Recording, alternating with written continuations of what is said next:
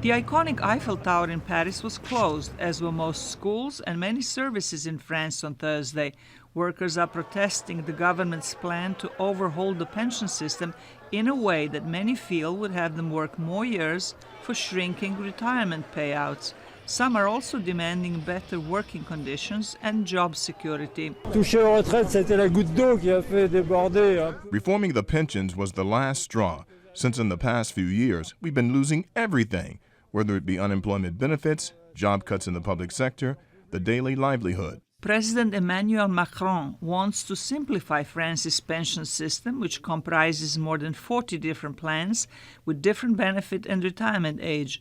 For example, public sector workers doing especially hard and strenuous jobs can retire early and not lose income. Macron says the system is unfair and too costly. He proposes pensions based on universal points. Employees would earn points for every day on the job. The longer they work, the higher the pension.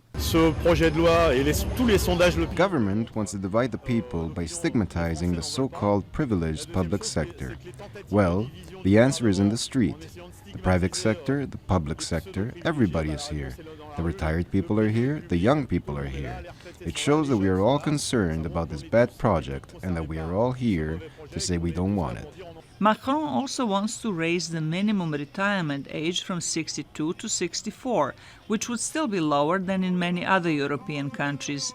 Experts say that with France's aging population, the current system is not sustainable.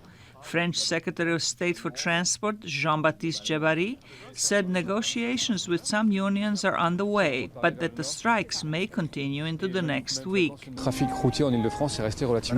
Even road traffic in the Paris area remained relatively modest, and, as far as metros are concerned, there were a few more metros than expected.